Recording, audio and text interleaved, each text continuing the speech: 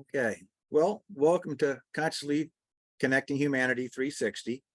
Um, what is that? Well, it's a partnership of people using martial arts techniques and other health-related arts to explore healing modalities using personal tools and processes useful for self-care and healthy personal development.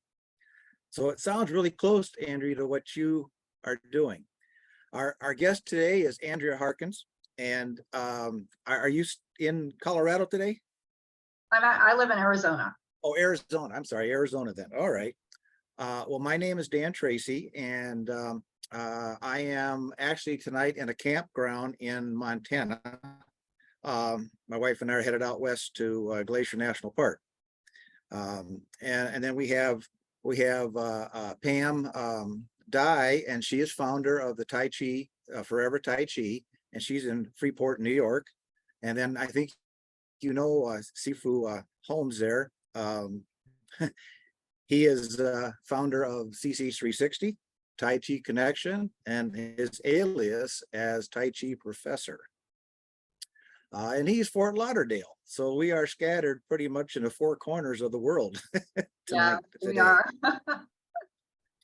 Well, to so introduce Andrea here, I see a few things here that you are you got almost 6,000 followers, I guess, number one. That's pretty nice. And also you're the author of Martial Arts Woman podcast. And you can tell us more about that as we go. If you'd like to go ahead and say a few words and get started, please go ahead. I would love to. First of all, thank you so much for having me. Positivity and martial arts and making the world a better place are all the things that are so important to me. I've been working on this for the past 10 years, trying to make a difference in the world.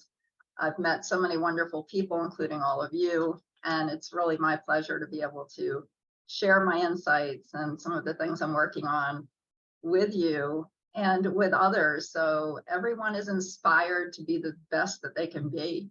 That's part of my mission, my hope, through, of course, through martial arts, because we know how great that is, how much you learn, the self-confidence and the ability to teach others are all wonderful skills that you learn through martial arts that you don't learn anywhere else. It's just so different from everything else.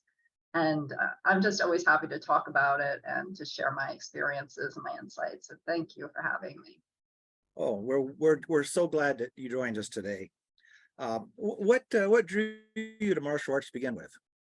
Well, it's a funny story because I don't have the typical story where I just wanted to try martial art. I had no interest in martial arts whatsoever. However, my husband, with whom I had been married a year at that time, so this was 34 years ago, he wanted to try martial arts. He had done it when he was younger. And I went to that first class and I thought, there's no way I'm doing this. I mean, that's the first thing that I thought. People were yelling, breaking things, boards, and fighting. And I thought, these are all the things that I was always taught not to do. How am I going to do this?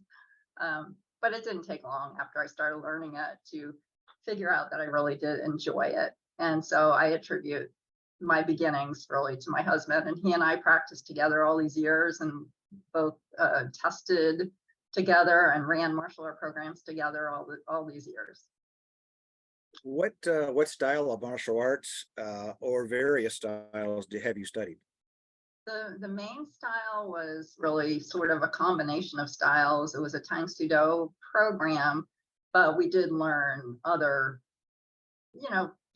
bits and pieces from other styles like Aikido and Arni sticks and some karate. I mean, it was just a little bit of a blend of everything, but the main piece of it was a Tang Soo Do program. And then I've done Tai Chi for many years, and I also do kickboxing classes. So I'm not teaching right now, but the style that I was taught was the Tang Soo Do system that I had learned. Did you feel that the Tai Chi complemented all of the history from the hard style? Yeah, I love Tai Chi, and I'm not a person who knows a lot of history of any of the martial arts, really. But the one thing that I know about Tai Chi is that it is an accompaniment to other styles. In other words, Tai Chi helps you get better, improve in all of your other styles. You have to slow down. You have to look at life differently through Tai Chi experiences and eyes. It's so different.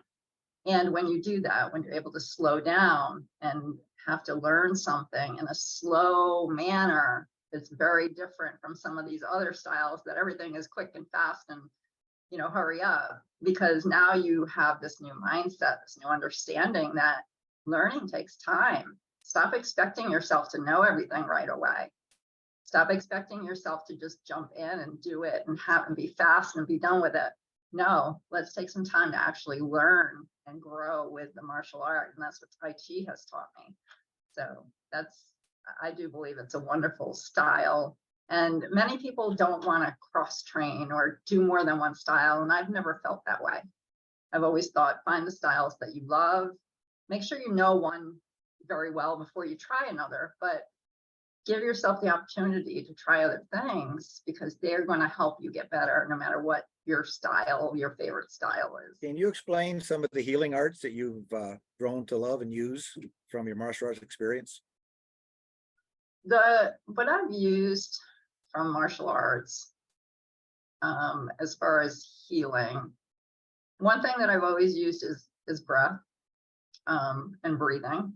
And it's different in the styles that you learn. In other words, in Tang Soo Do, the breath was always very, I don't know, reactionary. You know, you're doing a kick and you're doing a movement and you have to breathe a certain way to do it. And in Tai Chi, it's very meditative. You slow down, you take that breath. Now, how did I use this as healing in my life? One very simple explanation of where I used breathing techniques that I learned from martial arts in my life was in childbearing. I had 4 children, and 3 of them were born naturally, where I used, which I didn't even know until going into the first one. I really didn't even know if I could do that. But suddenly it just came to me. The breathing just came to me, and it was all built upon martial arts. I also use it, of course, if I'm feeling pain or, you know, other things, but breathing and use of breath is the one thing that has really been so important in my life in many ways. You know, mentally, the ability to slow down and trying to remove the negativity from your thoughts is a very difficult process, but martial arts has taught me a lot about that and a lot about how to do that and believing in yourself. So while that might not be a healing art to believe in yourself, in many ways it is, because if you don't believe in yourself, you can't overcome the obstacles. You can't face what I call the board break moments in life, because I've broken a lot of boards over time, and it took me a lot to get over my fear of ever doing that. Mm-hmm. And then once I did, I was able to break that board. And so for me, I see these obstacles in my life as little board break moments where I just have to believe in myself and get through. So those are some of the ways that I've used martial arts as a healing practice in my life.